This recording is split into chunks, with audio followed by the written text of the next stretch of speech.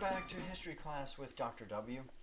We're continuing our discussion of the so-called Great Debate, the debate that follows the Constitutional Convention over whether the Constitution should be ratified by the states. In the previous lesson, we talked about the underpinnings of the Federalist Papers and some of the broad arguments between the Federalists and the Anti-Federalists. In this lecture, we're going to continue that discussion and engage more deeply into one of our important so-called founding documents, the Federalist Papers. We're going to talk about some of the Federalist Papers in this lecture related to ideas of national defense. So Hamilton, Madison, and Jay in the Federalist Papers undertook to counter the arguments that the Anti-Federalists were making, again, which were largely concerned with government overreach and the size of the government. So these three, in writing the Federalist Papers, felt they were on strongest ground, debating the issue of national defense. And so that was where they focused in the early Federalist Papers, and they focused most of their attention. About the first half of all the Federalist Papers relate to national defense. John Jay, for instance, in Federalist 3, argued that in order to prevent conflict with other nations, the United States had to faithfully observe international law and custom, which would be impossible as a loose assemblage of separate states. They had to have a strong central government in order to follow international law.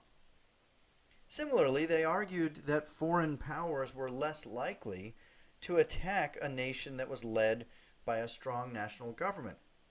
The defense of the nation is the chief call of government, and so without a strong national government, defense would be weakened. Related to that, Hamilton made the argument in a number of the Federalist Papers that the government had to have not only the power to tax, but unlimited power to tax. And on a related point, he argued consistently that the Confederation government was too weak and in fact grossly inadequate. And we discussed in some previous lectures how taxation was one of the weak points of the Confederation government. Finally, Hamilton and Madison in separate places both argue that all previous confederacies had ended in death, either from internal division or external attack. And so with that in mind, a confederation government was simply not going to be sufficient to meet the needs of the new nation. Now, these concerns over national defense were very real at that time for Americans living in the post-revolutionary era. The United States had not been able to pay off the debts that they had lingering from the war, particularly paying for property that had been taken from loyalists during the war. And so the British really hadn't lived up to their end of the bargain either. They still occupied a number of forts. They still supported Indian attacks at the frontier. And we're actually going to see it's not until the War of 1812 that the United States fully establishes its independence from Britain. Americans also were concerned about the presence of Spain, along with its access to the Mississippi River, had essentially no navy, and so they were defenseless on the seas, and so there were all kinds of questions confronting this new nation. And so this is the area where the Anti-Federalists were on shakiest ground, and yet they did try to respond to the Federalist arguments about national defense. They emphasized America's natural isolation. We were defended by our position on a continent removed from Europe and separated by oceans, and so we didn't need a huge standing army or navy for our defense. They argued that state militias would be sufficient to handle defense whenever issues arose. And just as a quick note, the picture here is of Patrick Henry, an anti-federalist and one of the champions of state militias at that time.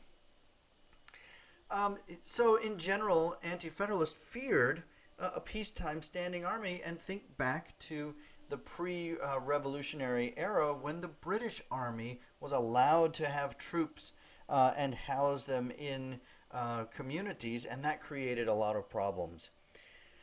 Finally, the Anti-Federalists argued that part of the reason the Federalists were making such a strong argument for a strong central government was that they themselves, the Federalists, were the ones who wanted that power for themselves. This is kind of a stinging argument at that time when, as I've described to you, so much of all of this hinged on the idea of civic virtue and kind of sacrificing individual needs for the greater good.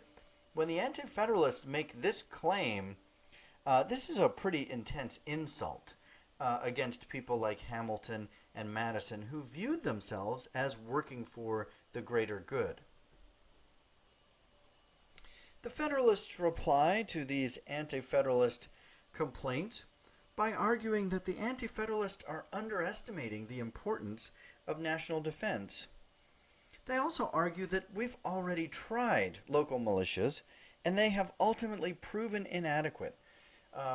Really, throughout history, but certainly in the recent history of the colonies and states, militias have not been sufficient to get the job done. And Hamilton, remember, who fought with Washington during the Revolutionary War, understands from first-hand experience that reliance on local militias can be disastrous. The Federalists then further advance this argument by saying that the Anti-Federalist approach, if taken to its extreme, would ultimately lead to the destruction of the Union itself. And some Anti-Federalists actually believe that. Remember, there are some Anti-Federalists who want to just kind of throw out the Constitution altogether and start over. And so there is this thought that if we don't have national defense, the government will crumble and we just start over with something else. The final Anti-Federalist argument, though, in this line is a powerful one. And that is the idea that too much emphasis on national security will come at the expense of individual liberty. And I would contend this is an argument that is still very much relevant to us today when we think about even things like airport security. Now, on the one hand, it may just be inconvenient to have to remove your shoes and so on going through security. But for other people, these are core issues. Where do you draw the line between individual liberty at the expense of national security? And so this is something we are going to be talking about more in this course as we go forward. We're going to talk about it with the Bill of Rights. And this is one area where we should not be too quick to dismiss the Anti-Federalists as simply wrong thinking. And I think this is an argument we will revisit towards the end of these lectures. But, you know, if we think about something like the musical Hamilton, which is very popular, and by the way, I'm actually a big fan, but it kind of paints Hamilton and the Federalists as the heroes in the story, and they're right about everything, and the Anti-Federalists are sort of dim-witted and misguided. And so I wouldn't want to see too much of that mindset permeate our discussion of this as a real historical issue. The Anti-Federalists actually raise a number of critical arguments, and it would be hard to say that they were wrong about things like this one in particular.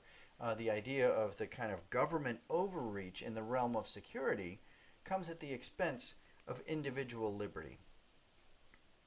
In the next few lectures, we will look at other areas of debate between the Federalists and Anti-Federalists.